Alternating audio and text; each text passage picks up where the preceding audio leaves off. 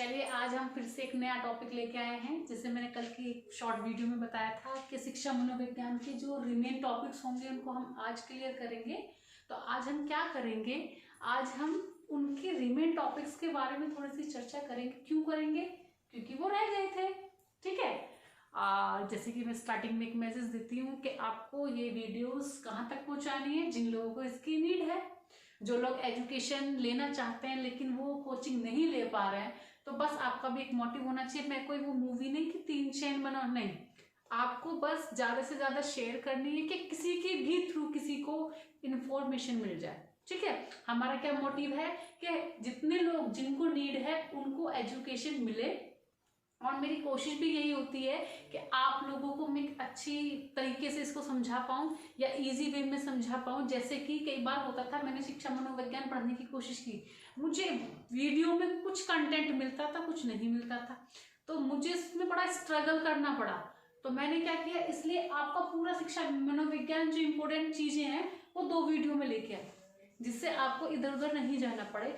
तो मेरा मोटिव यही है, आपको चीज़ें इजी वे में प्रोवाइड कराना, और शायद मैं कहीं ना कहीं तक उस चीज़ों को कर पा रही हूँ, कोशिश कर रही हूँ। आप तक पहुँचती है, बहुत अच्छी बात है, लेकिन मुझे थोड़ा सा लगता है कि एटलीस्ट आप उसको पढ़ो, समझो, क्योंकि एग्जाम आ रहा है, आपके लिए इस चीज़ की ज़रूरत है। ये टाइम बड़ा प्रेशियस है। आपको पता है, जब हम लोग का एग्जाम था तो हम 9-10 घंटे पढ़ते थे। क्यों? क्योंकि हम लोग सेल्फ स्टडी करते थे, कोचिंग जाते नहीं थे। तो हमारा काम क्या था, पहले कंटेंट को ढूंढना, फिर लिखना, फिर उसकी स्टडी करना। तो चीज़ें बहुत ज़्यादा हो जाती थी। तो इसलिए मैं सोचती हूँ कि आपको जगह जगह से कंटेंट ना लेना पड़े, एक ही जगह आपको सारी चीज़ें मिल जाएं। तो मेरी बेसिक कोशिश यही होती है। इसलिए आप वीडियोस को आगे फॉरवर्ड कीजिए, देखते रहिए और अपने नोट्स को प्रिपेयर कीजिए। So let's start our today's topic. क्या है? शिक्षा मनोविज्ञान। अब साइकोलॉजी, अब हम सबसे पहले बात करते हैं शिक्षा मनोविज्ञान, शिक्षा की परिभाषा। शिक्षा में कुछ परिभाषाएं दी गई हैं। जैसे अगर हम बात करें स्वामी विवेकानंद की, तो स्वामी विवेकानंद मनुष्य में अंतर्निहित पूर्णता की अभिव्यक्ति को ही शिक्षा कहते हैं। मतलब मनुष्य जो एक्सप्रेस करता है अपनी चीजों को, पूर्ण रूप से इंटरनली चीजों को बताना, एक्सप्रेस करना ही उनके अकॉर्डिंग क्या है, शिक्षा है। पेस्टालॉजी क्या कहती है? शिक्षा बालक का जन्मजात शक्तियों का स्वाभाविक विरोधहीन व प्रगतिशील विकास है। कि पेस्टालॉजी कहती है कि जो शिक्षा है ये बच्चे में जन्मजात शक्ति है और उसका स्वाभाविक क्या है, विरोधहीन व प्रगतिशील विकास है। 3rd नंबर पे आते हैं हमारे मोस्ट फेमस जॉन डीवी जी। जॉन डीवी जी क्या कहते हैं? अच्छा, कल की एक वीडियो में मैंने क्वेश्चन बताया था आपको कि त्रियामी शिक्षा प्रक्रिया किसने बताई है? किसने बताई है? जॉन डीवी जी ने। किसमें क्या क्या था? शिक्षक, छात्र और पाठ्यक्रम। तो जॉन डीवी जी ने क्या बताया कि शिक्षा व्यक्ति की उन सभी योग्यताओं का विकास है जिनके द्वारा वह वातावरण पर या वातावरण के साथ नियंत्रण स्थापित करता है। मतलब वो सारी योग्यताएं, वो सारा डेवलपमेंट, वो सारा विकास जिनके द्वारा वो एटमॉस्फेयर में अपने आप को क्या करता है, स्थापित करता है, अपना एक व्यक्तित्व बनाता है। किसके द्वारा? शिक्षा के द्वारा। ठीक है। ये तीनों क्या थी? डेफिनेशन थी। कुछ मोस्ट डेफिनेशन है जो शिक्षा के बारे में दी हुई है, जैसे स्वामी विवेकानंद जी की, पेस्टालॉजी की और जॉन डीवी जी की। अब हम बात करते हैं कि शिक्षा की परिभाषा तो दी गई है, लेकिन शिक्षा की उत्पत्ति कहां से हुई, शिक्षा आई कहां से? तो शिक्षा जो है, एजुकेशन शब्द की उत्पत्ति लैटिन भाषा के एडुकेटम शब्द से हुई है। किस शब्द से हुई है? एडुकेटम। एडुकेटम शब्द का मतलब है अंदर से बाहर निकालना। ठीक है। एडुकेटम का शब्द, इसको ऐसे भी बोला जाता है कि एडुकेटम। एडुकेटम 2 शब्दों से मिलकर बना है, एडुकेयर और एडुसियर। बात को समझना कि जो एजुकेशन शब्द है आपका, ये कहां से आया? ये लैटिन भाषा के एडुकेटम से आया, जिसका मतलब क्या है, अंदर से बाहर निकालना। ठीक है। लेकिन एडुकेटम जो शब्द बना है ये 2 शब्दों से मिलकर बना है, एडुकेयर और एडुसियर। एडुकेयर का मतलब होता है आगे बढ़ना, एडुसियर का मतलब होता है विकसित करना। समझ में आया? मैं एक बार और क्लियर कर देती हूँ। अगर हमसे पूछा जाए कि शिक्षा की उत्पत्ति कहाँ से हुई, शिक्षा शब्द की उत्पत्ति कहाँ से हुई, तो आपको बताना है जो एजुकेशन है, एजुकेशन वर्ड की जो उत्पत्ति हुई है लैटिन भाषा के एडुकेटम से हुई है। किससे हुई है? एडुकेटम। ठीक है, और एडुकेटम का मतलब क्या होता है? अंदर से बाहर निकालना। अब जो एडुकेटम शब्द है ये दो शब्दों से मिलकर बना है, पहला एडुकेयर और दूसरा एडुसियर। एडुकेयर का मतलब होता है आगे बढ़ना, एडुसियर का मतलब होता है विकसित करना। ठीक है, यहां तक आपको समझ में आ गया होगा। ये थी आपकी शिक्षा की, क्योंकि हमारा जो पूरा वर्ड होता है क्या होता है? शिक्षा, मनोविज्ञान। अब ये तो आपको समझ में आ गया कि शिक्षा की उत्पत्ति कहां से हुई है। अब रह गया क्या? मनोविज्ञान। मनोविज्ञान क्या है? व्यवहार का अध्ययन, हमने कल बात की थी। अब मनोविज्ञान की उत्पत्ति कहां से हुई? इसकी उत्पत्ति हुई है, ये जो दो शब्दों से मिलकर बना है, साइकी प्लस लोगोस। ठीक है, किन दो शब्दों से मिलकर बना है? आपका मनोविज्ञान जो है, साइकोलॉजी जो है, ये दो शब्दों से मिलकर बनी है, साइकी प्लस लोगोस, जिसका अर्थ है आत्मा। साइकी का मतलब है आत्मा, लोगोस का मतलब है विज्ञान। ये किससे लिया गया? ये लैटिन और ग्रीक भाषा से लिया गया है, जिसका अर्थ है आत्मा का विज्ञान। समझ में आया कि साइकोलॉजी जो शब्द बना है वो दो शब्दों से मिलकर बना है, साइकी प्लस लोगोस। ये कहां से लिया गया? लैटिन ग्रीक भाषा से लिया गया है, जिसका अर्थ है आत्मा प्लस विज्ञान, मतलब आत्मा का विज्ञान। अब मनोविज्ञान के जनक किसको माना जाता है? कि मनोविज्ञान कहां से आया, किसने इसको लेके आए, कौन इसके जनक थे? तो अरस्तु जी को मनोविज्ञान का जनक माना जाता है। यहाँ दो क्वेश्चन बहुत कॉमन होते हैं जिसमें बच्चे ज्यादातर कंफ्यूज होते हैं कि मनोविज्ञान का जनक कौन है? अरस्तु जी। लेकिन आधुनिक मनोविज्ञान के अगर जनक की बात करें तो वो है विलियम जेम्स। क्लियर है? पहला क्या था? मनोविज्ञान के जनक कौन है? अरस्तु। और आधुनिक मनोविज्ञान के जनक कौन है? William James. तो इन दोनों क्वेश्चन में आपको कंफ्यूज नहीं होना है। जहां मनोविज्ञान एक शब्द है, जहां दो शब्द मिल गए, एक आधुनिक दूसरा मनोविज्ञान, तो दो शब्दों से क्या मिला है? एक से तो विलियम है, दूसरा से जेम्स है। क्लियर? तो दो का क्या है? मनोविज्ञान के आदि के जनक है अरस्तु, एक मनोविज्ञान और एक अरस्तु है। या आधुनिक विज्ञान, दो शब्द बन गए तो इनका आंसर भी दो ही हो गए, विलियम जेम्स। क्लियर? अब बात करें मनोविज्ञान शब्द का सर्वप्रथम प्रयोग किसने करा? कि मनोविज्ञान तो आ गया, उत्पत्ति भी हो गई, उत्पत्ति होने के बाद इसके जनक भी आ गए अरस्तु जी। लेकिन जो मनोविज्ञान शब्द का प्रयोग था किया किसने? सबसे पहले जो इसका शब्द का प्रयोग किया रुडोल्फ गोएक्ले ने किया 1590 में। किसने किया? रुडोल्फ गोएक्ले ने किया 1590 में। 1590 में उन्होंने क्या किया? मनोविज्ञान शब्द का सबसे पहले प्रयोग किया। ठीक है, किस बुक में किया? अपनी बुक साइकोलॉजिया में किया है इन्होंने। ठीक है, रुडोल्फ गोएक्ले की बुक थी जिसका नाम है साइकोलॉजिया, जिसमें इन्होंने 1590 में मनोविज्ञान शब्द का सर्वप्रथम यूज किया है या प्रयोग किया है। यहां तक आई होप आपको समझ में आया होगा। इसके बाद हम पहले हम ये वाली चीजें कंप्लीट कर लेते हैं, यहाँ तक का थोड़ा सा मैं रिव्यू दे दूंगी, उसके बाद नेक्स्ट स्टार्ट करेंगे। तो इसके बाद उन्होंने बताया कि शिक्षा मनोविज्ञान की प्रसिद्ध किताबें, क्या शिक्षा मनोविज्ञान में कुछ फेमस आपके साइकोलॉजिस्ट थे जिन्होंने कुछ फेमस बुक लिखी हैं। जैसे सबसे नंबर 1 पे है प्रिंसिपल ऑफ साइकोलॉजी। साइकोलॉजी के प्रिंसिपल कौन हो गए? William James. इन्होंने बड़ा महत्व स्थान दिया है मनोविज्ञान में, याद रखना। विलियम जेम्स जी ने क्या बताया है कि उन्होंने बताया प्रिंसिपल किसके? साइकोलॉजी के। क्लियर है? तभी तो आधुनिक मनोविज्ञान इनके जनक माना जाता है, क्योंकि ये तो प्रिंसिपल ही बन गए। ठीक है, ऐसे याद रखना कि हमारे प्रिंसिपल कौन बने थे मनोविज्ञान के? तो हमारे प्रिंसिपल बने थे साइकोलॉजी के विलियम जेम्स।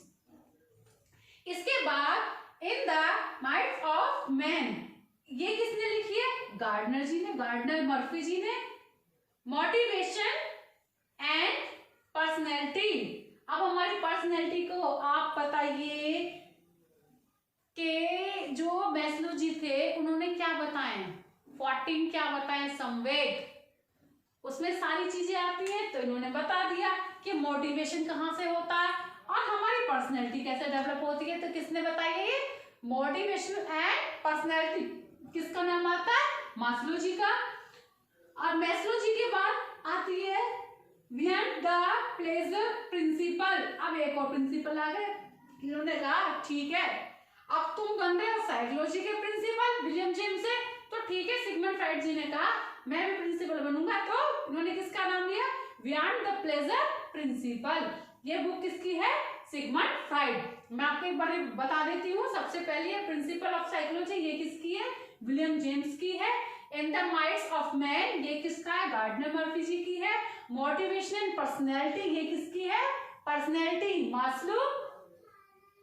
ये याद रखना स्टार्टिंग में मैं जो होगा motivational Maslow, motivational Maslow, beyond the pleasure principal किसकी है, प्रिंसिपल ये किसकी है, सिगमंड फ्राइड जी की। ठीक है, अब हम यहाँ का पहले थोड़ा सा रिव्यू समझ लेते हैं। सबसे पहले हमने क्या बात की, शिक्षा की बात की। शिक्षा शब्द दो है, पहले नंबर पे शिक्षा है, दूसरे पे मनोविज्ञान है। तो सबसे पहले हमने शिक्षा शब्द को उठाया कि शिक्षा शब्द के बारे में क्या क्या डेफिनेशन दी गई है। तो शिक्षा के बारे में स्वामी विवेकानंद जी ने बताया है कि मनुष्य में जो अंतर्निहित पूर्णता की अभिव्यक्ति ही है वही क्या है, शिक्षा है। वो पूरी तरीके से अपने आप को जो समझाता है, एक्सप्रेस करता है, वही हमारी शिक्षा है। इसके बाद पेस्टोलॉजी जी है। पेस्टोलॉजी का नाम कहाँ लिया जाता है, अधिगम, कॉफका, वर्दीमर और याद कीजिए कॉलर, कॉफका, वर्दीमर, इनका नाम दिया जाता है। इनको ही पेस्टोलॉजी पूर्णता का नाम दिया जाता है। ठीक है, ये याद रखना। पेस्टोलॉजी कौन थे, इनमें मेन जो रोल आता है कॉफका, वर्दीमर और कॉलर जी। ठीक है, शिक्षा बालक का जन्मजात शक्तियों का स्वाभाविक विरोधहीन प्रगतिशील विकास है।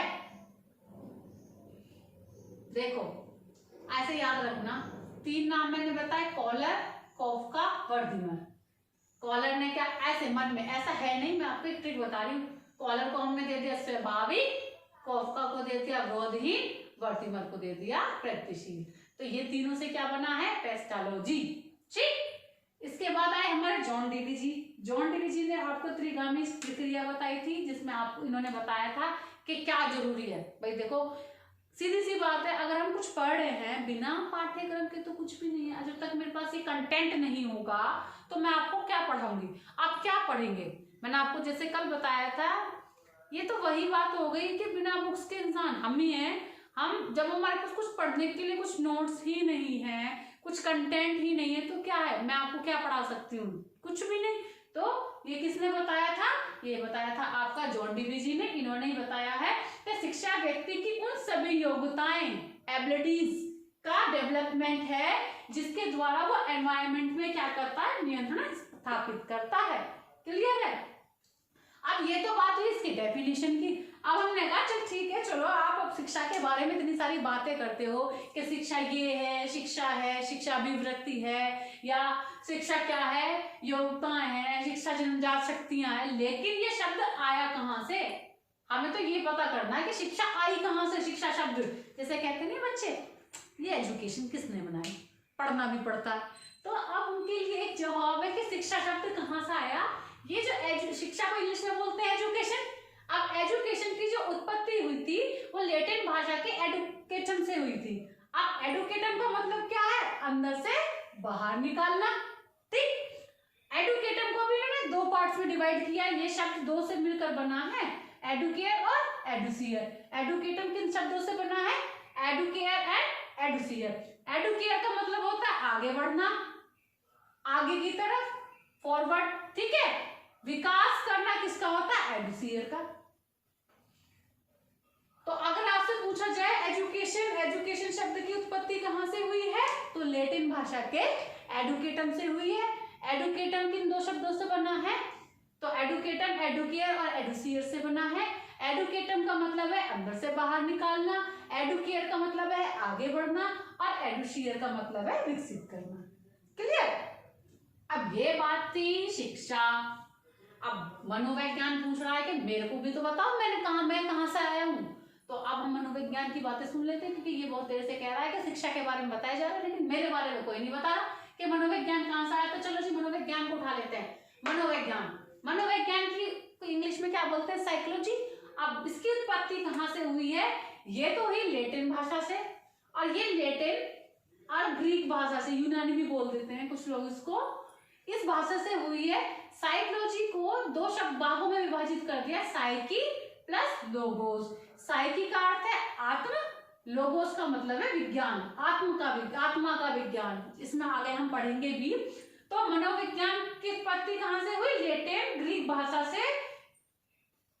साइकी प्लस लोगोस, इसको संधि विच्छेद किया गया। साइकी का अर्थ है आत्म, लोगोस का अर्थ है विज्ञान।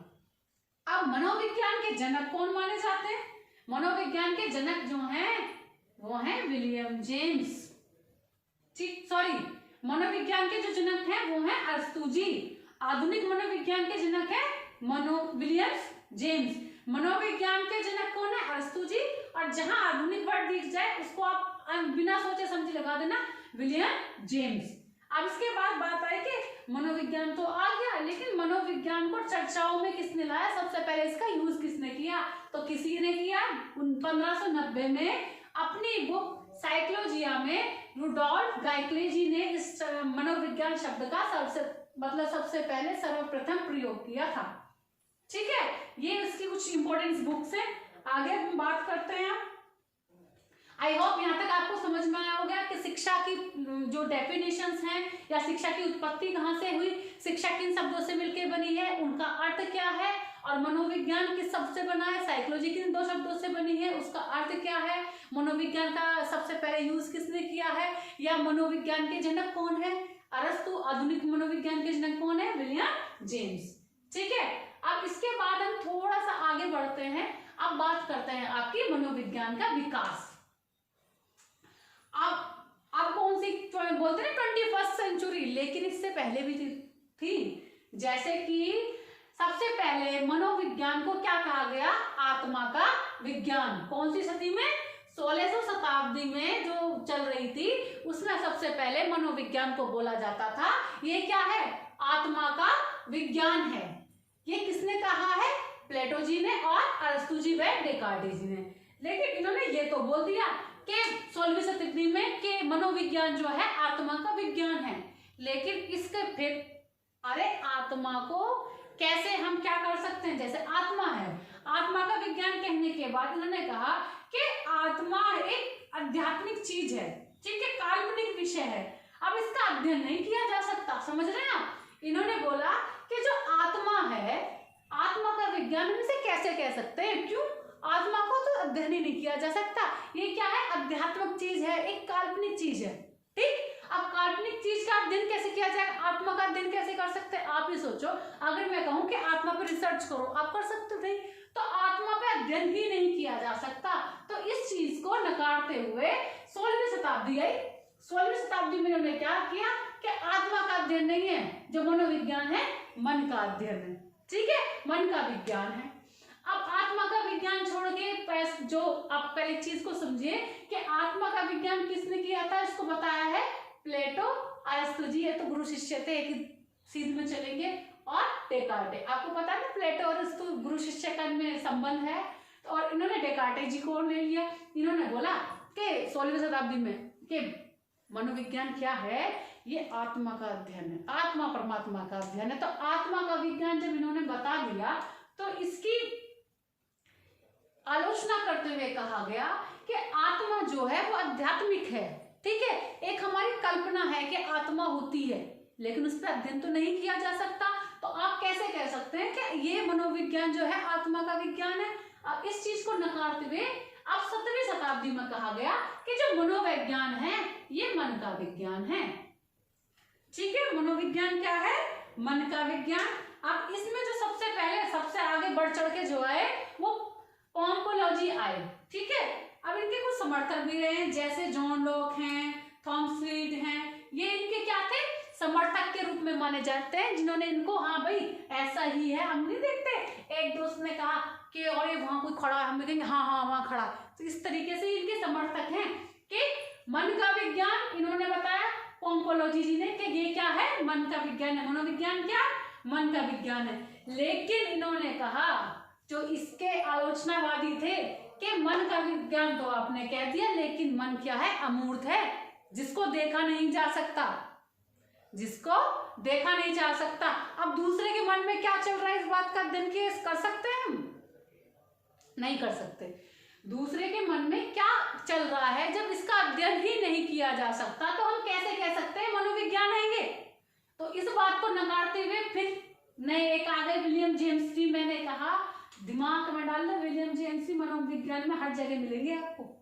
आप विलियम जेम्स जी आए, इन्होंने कहा ना तो मनोविज्ञान आत्मा का विज्ञान है और ना ही मन का विज्ञान है। अब मन का विज्ञान की आलोचना करते हुए इन्होंने कहा कि ये जो है ये चेतना का विज्ञान है, चेतना। ठीक है, आपको मैंने बताया था ना सिगमंड फ्राइड ने क्या बताया, चेतना और चेतना, है ना, चेतना और चेतन। और अब इन्होंने कहा विलियम जेम्स जी ने कि जो मनोविज्ञान है, जो मनोविज्ञान का विकास है, ये चेतना का विज्ञान है। ठीक है, कौन सी शताब्दी में, 19वीं में। 18वीं तक यही चलता रहा मन का विज्ञान। 16 में क्या चला, आत्मा का विज्ञान। प्लेटो और अरिस्टो डेकार्टे इनके समर्थक थे जिन्होंने दिया है। 17वीं में आया मन का विज्ञान, पोम्पोलोजी, और इनके समर्थक कौन थे, आपको पता है, मैंने जॉन लॉक थे और थॉमस रीड थे जो इनके समर्थक थे। लेकिन इसकी अवहेलना की गई, इसकी आलोचना की गई कि भाई आत्मा का विज्ञान कैसे हो सकता है, आत्मा तो आध्यात्मिक है। आत्मा क्या है, आत्मा एक तरीके से हम क्या करते हैं कि भाई हमारे मन में क्या है, आत्मा एक तरीके से इसको बोला गया काल्पनिक चीज है जिसका हम अध्ययन नहीं कर सकते। कल्पनाओं का कभी अध्ययन नहीं किया जा सकता। कल्पना तो हम कुछ भी कर सकते हैं। अब कल्पना को कोई कहने लगे मैं प्रधानमंत्री हूं, तो प्रधानमंत्री थोड़ी ना हो जाएगा। तो कल्पनाएं तो कुछ भी हो सकती है जिनका अध्ययन नहीं किया जा सकता। अब इसको नकारते हुए पेम्पोलोजी आए, उन्होंने कहा कि नहीं, मनोविज्ञान जो है मन का विज्ञान है, 17वीं शताब्दी में। ठीक, अब पेम्पोलोजी के कौन थे समर्थक, जॉन लॉक और थॉमस रीड। अब इन्होंने तो कह दिया कि मन का विज्ञान है, लेकिन ये 17वीं 18वीं शताब्दी में चलती रही इनके मन का विज्ञान है, मनोविज्ञान मन का विज्ञान है। लेकिन जहां 19वीं शताब्दी आई, इनकी आलोचना करते हुए विलियम जेम्स जी ने कहा कि नहीं, आप जो मनोविज्ञान है मन का विज्ञान नहीं है। क्यों, मन तो अमूर्त है, आप किसी के मन में क्या चल रहा है ये नहीं जान सकते, और जब हम किसी चीज का अध्ययन ही नहीं कर सकते तो आप कैसे कह सकते हैं कि ये मन का विज्ञान है। अब इन्होंने कहा कि ये चेतना का विज्ञान है, चेतना का विज्ञान बताया। लेकिन अब इसकी इनके भी सामने आलोचना, जो जिन्होंने आलोचना की है वो खड़े हो गए कि विलियम मैकडूगल जी ने कहा है अपनी पुस्तक आउटलाइन ऑफ साइकोलॉजी, इन्होंने क्या कहा है अपनी पुस्तक में कि भाई चेतना कैसे कह सकते हैं कि ये चेतना का विज्ञान है। अगर हम बात करें, हमने बताया है कि 1/10 भाग ही तो आपका चेतन होता है, तो आप कैसे कह सकते हैं बाकी का क्या है, बाकी क्या क्या है, अचेतन या अचेतन के बारे में बताते हैं। तो जब 1/10 भाग ही आपका चेतन है, तो आप कैसे कह सकते हैं कि ये चेतना का विज्ञान है। इन्होंने किसमें बताया, अपनी बुक आउटलाइन ऑफ साइकोलॉजी में इन्होंने इस चीज की आलोचना की है। क्लियर है। अब 19वीं शताब्दी की बात खत्म, अब आई 20वीं 20th सेंचुरी। 20th में क्या हुआ, यहाँ आए वाटसन सर की वाट लगाने, जो हमेशा आते हैं, मैंने बताया था पहले भी एक में। अब इन सर की वाट लगाने आए वाटसन जी। वाटसन जी ने कहा कि 20वीं शताब्दी में ना तो ये आत्मा है, ना ये मन है, ना ये चेतना है, ये तो एक व्यवहार का विज्ञान है जो अभी तक चल रहा है कि मनोविज्ञान क्या है, व्यवहार का अध्ययन। अभी तक इसको यही मानते गए हैं कि जो मनोविज्ञान है वो व्यवहार का विज्ञान है जिसमें व्यवहार का अध्ययन किया जाता है। सर्वप्रथम विलियम मैकडूगल ने इसका उल्लेख किया। ठीक है, बाद में पिल्सबर्ली ने 1911 में अपनी पुस्तक मनोविज्ञान के मूल तत्व में इसे भी विज्ञान मतलब व्यवहार का विज्ञान कहा है। समझ में आया, ये इसके समर्थक रहे हैं कि सबसे पहले तो व्यवहार का विज्ञान किसने बताया, सबकी बात लगाते हुए वाटसन जी ने कहा कि क्या है, मनोविज्ञान व्यवहार का विज्ञान है। तो सर्वप्रथम इस चीज को किसने उल्लेख किया, विलियम मैकडूगल ने किया।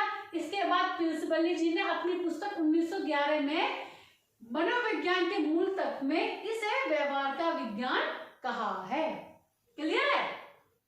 अब ये तो थी इसकी के मनोविज्ञान की कुछ शताब्दियां थी।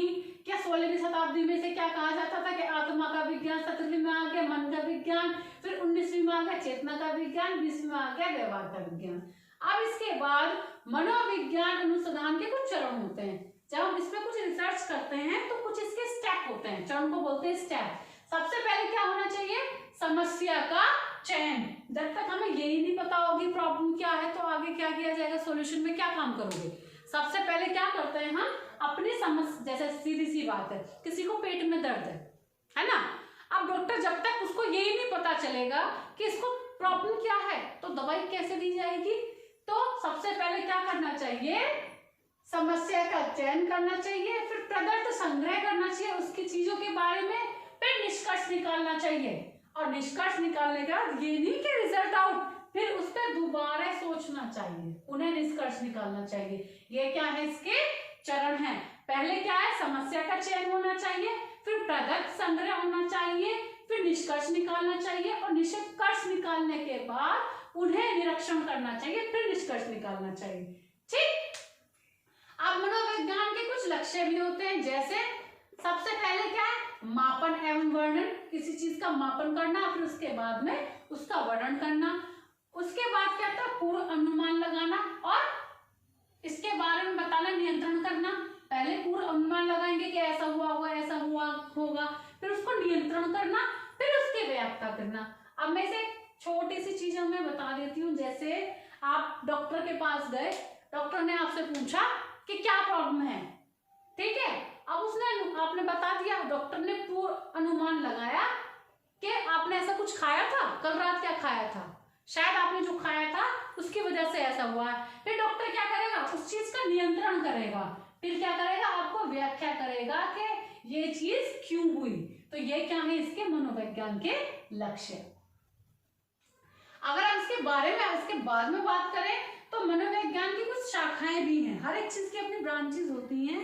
अब इनकी ब्रांचेस में क्या दिया हुआ है कि मनोविज्ञान जो है, देखो, शिक्षा का भी मनोविज्ञान है, मानव का प्रयोगात्मक है, पशु प्रयोगात्मक है, व्यक्तिगत मनोविज्ञान है, सामान्य असामान्य मनोविज्ञान है, निदानात्मक व उपचारात्मक मनोविज्ञान है, इसके आगे मनोविज्ञान लगा लीजिएगा, समाज मनोविज्ञान है, संज्ञानात्मक मनोविज्ञान है, अपराध मनोविज्ञान है, और बाल मनोविज्ञान है। ये क्या है? इसकी शाखाएं जिनमें हम अध्ययन करते हैं। इन शाखाओं का हम अध्ययन करते हैं। हम जो ज्यादातर पढ़ते हैं बाल मनोविज्ञान पढ़ते हैं, जिसको बोलते हैं CDP, है ना। तो इसकी कौन कौन सी शाखाएं हैं? पहली शिक्षा मनोविज्ञान, दूसरी मानव प्रयोगात्मक मनोविज्ञान, तीसरी पशु प्रयोगात्मक मनोविज्ञान, चौथी व्यक्तिगत मनोविज्ञान, ठीक है, पांचवी सामान्य असामान्य मनोविज्ञान, छठी निदानात्मक व उपचारात्मक मनोविज्ञान, सातवीं समाज मनोविज्ञान, आठवीं संज्ञानात्मक मनोविज्ञान, नौवीं अपराध मनोविज्ञान, और एट लास्ट 10वीं बाल मनोविज्ञान। क्लियर है? ये क्या है? मनोविज्ञान की शाखाएं हैं, ब्रांचेस हैं, जिनका हम अध्ययन करते हैं। आप शिक्षा मनोविज्ञान की कुछ विधियां भी बताई हैं भाई। इन्हीं विधियों से आप क्या कर सकते हैं? अध्ययन कर सकते हैं। जैसे पहली है अंतदर्शन विधि, दूसरी है बाह्य दर्शन विधि, अंतदर्शन और बाह्य, अंदर से और बाहर से, तीसरी है प्रयोगात्मक विधि, फोर्थ है जीवन इतिहास विधि, फिफ्थ है विकासात्मक विधि, सिक्स है तुलनात्मक विधि, सेवंथ है मनोविश्लेषणात्मक विधि, 8 है निदानात्मक विधि, 9 है सांख्यिकी विधि। ये क्या है? इसकी शिक्षा मनोविज्ञान की विधियां हैं। आई होप आपको ये सारी चीजें समझ में आई होगी। मैं आपको एक बार से दोबारा से इसका एक क्विक रिव्यू दे देती हूँ, जिससे आपको समझ में आ जाए। सबसे पहले हमने क्या बात की थी? शिक्षा की परिभाषाएं, किस किसकी परिभाषा के बारे में डिस्कस किया था? स्वामी विवेकानंद, पेस्टालोजी और जॉन डीवी। ये कुछ मेन डेफिनेशंस हैं जिनके बारे में हमने थोड़ा सा डिस्कस किया। और हम जो बात कर रहे थे वो किसके बारे में कर रहे थे? शिक्षा मनोविज्ञान के बारे में। तो हमें सबसे पहले शिक्षा मनोविज्ञान की तो हम बात कर रहे हैं, लेकिन शिक्षा मनोविज्ञान दो शब्दों से मिलकर बना है, शिक्षा प्लस मनोविज्ञान। तो हम सबसे पहले ये जानेंगे कि शिक्षा शब्द कहां से आया। तो शिक्षा की उत्पत्ति क्या हुई, क्योंकि शिक्षा को इंग्लिश में क्या बोलते हैं, एजुकेशन। क्या बोलते हैं, एजुकेशन। एजुकेशन की जो शब्द की उत्पत्ति है लैटिन भाषा के एडुकेटम से हुई है। एडुकेटम का मतलब क्या है, अंदर से बाहर निकालना। एडुकेटम शब्द भी दो शब्दों से मिलकर बना है, एडुकेयर और एडुसियर। एडुकेयर का मतलब होता है आगे बढ़ना, एडुसियर का मतलब होता है विकसित करना। तो इन दो शब्दों से मिलकर क्या बना है, एडुकेटम। एडुकेटम से क्या बना है, एजुकेशन। एडुकेटम कौन सी भाषा का वर्ड है, ये लैटिन भाषा का वर्ड है। ठीक है, अब इसके बाद अगर मैं बात करूं, ये तो समझ में आ गया कि शिक्षा कहां से आई। अब बात करते हैं मनोविज्ञान कहां से आया। मनोविज्ञान कहां से आया, मनोविज्ञान भी लैटिन और ग्रीक भाषा से आया है। क्यों आया है कि हम इंग्लिश में क्या बोलते हैं, इसको साइकोलॉजी बोलते हैं। साइकोलॉजी दो शब्दों से मिलकर बनी है, साइकी प्लस लोगोस। साइकी का मतलब होता है आत्म, लोगोस का मतलब होता है विज्ञान, इसलिए इसको बोला गया था स्टार्टिंग में आत्म का विज्ञान। आत्मा का विज्ञान क्यों बोला गया था, क्योंकि इसका उत्पत्ति, इसी का अर्थ यही था कि आत्मा का विज्ञान। प्लेटो जी, अरिस्टो जी और डेकार्ट जी ने इसलिए इसको बताया था आत्मा का विज्ञान। अब मनोविज्ञान के जनक किसको माना जाता है, अरिस्टो जी को। आधुनिक मनोविज्ञान के जनक किसको बताया जाता है, विलियम जेम्स जी को। मनोविज्ञान शब्द का सर्वप्रथम यूज किसने किया, रूडोल्फ गायकले जी ने किया 1590 में अपनी बुक साइकोलॉजिया में किया। शिक्षा मनोविज्ञान की कुछ प्रसिद्ध बुक्स हैं, ये आप देख लीजिएगा। प्रिंसिपल ऑफ साइकोलॉजी किसने बताई है, विलियम जेम्स जी ने। ये तो प्रिंसिपल है, सब कुछ यही करते हैं, और लास्ट तक भी इन्होंने किया था वाटसन से पहले। ठीक है, in the minds of man, ये किसकी, गार्डन बर्फी जी का। और मोटिवेशन एंड पर्सनैलिटी किसकी, मैस्लो जी की। बियॉन्ड द प्लेजर प्रिंसिपल किसके, सिगमुंड फ्राइड जी की। ये कुछ बुक्स हैं, मेन बुक्स, जिनके बारे में थोड़ा सा चर्चा की जाती है। अब मनोविज्ञान का विकास कहां से हुआ, हर एक अपने मनोविज्ञान की अलग अलग तर्क हैं, अलग अलग सोच है, अलग अलग बातें हैं। तो सबसे पहले जो आई थी 16वीं शताब्दी आई थी। 16वीं शताब्दी में क्या किया गया, अरस्तु जी और प्लेटो जी, ये तो एक दूसरे के शिक्षा वो आप जैसे बोलते हैं गुरु और शिष्य के रूप में थे, तो इनकी बातें तो सेम थी। गुरु शिष्य के साथ एक और कौन आ गए, डेकार्ट जी आ गए। इन्होंने क्या कहा 16वीं शताब्दी में कि जो मनोविज्ञान है ये आत्मा का विज्ञान है। ठीक है, लेकिन इसको पैम्पलो जी ने नकारा। इन्होंने कहा कि आत्मा का विज्ञान कैसे कहा जाता है, ये अध्यात्मक चीज है, काल्पनिक है, इसका अध्ययन किया ही नहीं जा सकता। इन्होंने कहा ये मन का विज्ञान है 17वीं शताब्दी में। लेकिन विलियम जेम्स जी ने इसको भी नकारा। इन्होंने कहा कि इसको आप कैसे कह सकते हैं कि ये मन का विज्ञान है, मन तो अमूर्त है, सामने वाले के मन में क्या चल रहा है, उसके मन में क्या इच्छा हम नहीं जान सकते, जिसका अध्ययन नहीं कर सकते, उसको आप कैसे कह सकते हैं कि मनोविज्ञान का विकास यहाँ से हुआ। तो ये भी 17वीं 18वीं शताब्दी में यही चलता रहा। लेकिन 19वीं शताब्दी में विलियम जेम्स जी आए। इन्होंने कहा कि पैम्पलो जी ने तो कहा कि इनके समर्थक कौन बताए थे, मैंने जॉन लॉक बताए थे, और दूसरा कौन था, थॉमस रीड, इनके क्या थे, पैम्पलो जी के समर्थक थे। अब विलियम जेम्स आए रिसेंटली, इन्होंने बोला 19वीं शताब्दी में कि मन का विज्ञान नहीं है, ये तो चेतना का विज्ञान है। ठीक है, लेकिन इसकी आलोचना, इनकी भी आलोचना की गई। अब इनकी आलोचना किसने की थी, विलियम मैकडूगल्स ने की थी अपनी पुस्तक आउटलाइन ऑफ साइकोलॉजी में, जिन्होंने कहा कि ये कैसे कह सकते हो कि ये चेतना का विज्ञान है, जब हम कहते हैं कि 1/10 भाग ही मनुष्य का चेतन मन होता है, तो आप कैसे कह सकते हैं, क्योंकि बाकी 90% तो अलग होता है, जो 1/10 भाग है उसको हम कैसे नाम दे सकते हैं कि मनोविज्ञान का विकास इससे हुआ। तो इन्होंने इसकी आलोचना की। अब इनकी आलोचना के बाद क्या हुआ, 20वीं शताब्दी में वाटसन जी आए सबकी वाट लगाने। इन्होंने सबकी वाट लगाई। इन्होंने कहा कुछ नहीं है, ये है एक व्यवहार का विज्ञान, इसलिए बोला भी जाता मनोविज्ञान क्या है, व्यवहार का अध्ययन। तो वाटसन जी ने कहा था कि ये 20वीं शताब्दी ने वाटसन जी बोले कि ये क्या है, व्यवहार का विज्ञान है, सबकी बातें खत्म। और इनको किसने समर्थन दिया, विलियम मैकडूगल जी ने बोल दिया कि हाँ भाई ये व्यवहार का विज्ञान है। इसके बाद प्रिंस वल्ली जी ने अपनी 1911 पुस्तक मनोविज्ञान के मूल तत्व में बोल दिया, कहा गया हाँ जी ये व्यवहार का ही विज्ञान है। ठीक है, इसके बाद इसके अनुसंधान के कुछ चरण होते हैं, 4 चरण होते हैं। सबसे पहले समस्या का चयन, फिर प्रगत संग्रह, थर्ड है निष्कर्ष निकालना, फोर्थ है निष्कर्ष या पुनः निरीक्षण। ये इसके 4 चरण होते हैं। अगर बात करें कि मनोविज्ञान के लक्ष्य कौन से होते हैं, तो मापन का वर्णन, पूर्व अनुमान, व नियंत्रण और व्याख्या।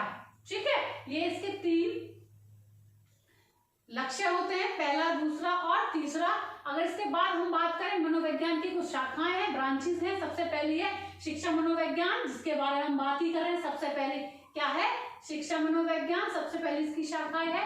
दूसरी है मानव प्रयोगात्मक मनोविज्ञान, तीसरी है पशु प्रयोगात्मक मनोविज्ञान, चौथी है व्यक्तिगत मनोविज्ञान, पांचवी है आपकी सामान्य और असामान्य मनोविज्ञान, 6 है आपकी निदानात्मक उपचारात्मक मनोविज्ञान। इसके बाद है 7 समाज मनोविज्ञान, 8 है आपकी संज्ञानात्मक मनोविज्ञान, 9 है आपका अपराध मनोविज्ञान, और जिनके बारे में मोस्ट डिस्कस करते हैं बाल मनोविज्ञान और देखो सबसे पहले शिक्षा मनोविज्ञान और सबसे अंत वाली इसके बारे में मोस्ट डिस्कशन किया जाता है इन शाखाओं के बारे में, शिक्षा मनोविज्ञान के बारे में और बाल मनोविज्ञान के बारे में। ये तो इसकी 10 मेन शाखाएं हैं। इसके बाद कुछ इसकी विधियां हैं शिक्षा मनोविज्ञान की। पहली है अंत दर्शन विधि, दूसरी है ग्राही दर्शन विधि, तीसरी है प्रयोगात्मक विधि, चौथी है जीवन इतिहास विधि, जीवन के इतिहास के बारे में बताना। इसकी बाद है विकासात्मक विधि, इसके बाद है तुलनात्मक विधि, फिर है मनोविश्लेषणात्मक विधि, निदानात्मक विधि और सांख्यिक विधि। ये इसकी कुछ मेन विधियां हैं। आई होप आपको आज ये मेरा चैप्टर खत्म हो गया शिक्षा मनोविज्ञान का, क्योंकि कल कुछ हमने डिस्कस किया था इससे पहले वाले लेक्चर में, जिसमें हमने बात की थी कि ये शिक्षा मनोविज्ञान क्या है। ठीक है, शिक्षा मनोविज्ञान के बारे में कैसे जो हमारी बातें कही गई है, इसका महत्व क्या है, शिक्षा मनोविज्ञान के बारे में कुछ जैसे मैंने आपको बताया था इसकी प्रक्रिया क्या है, ठीक है, उसका क्षेत्र। आज हमने जो डिस्कस किया है शिक्षा मनोविज्ञान की डेफिनेशंस के बारे में बात की है। फिर हमने बताया कि शिक्षा मनोविज्ञान की उत्पत्ति कहाँ से हुई है, शिक्षा शब्द कहाँ से आया, मनोविज्ञान कहाँ से आया है, और इसके बाद हमने बात की कि मनोविज्ञान को सबसे प्रथम किसने यूज किया, जनक कौन है, अरस्तु जी।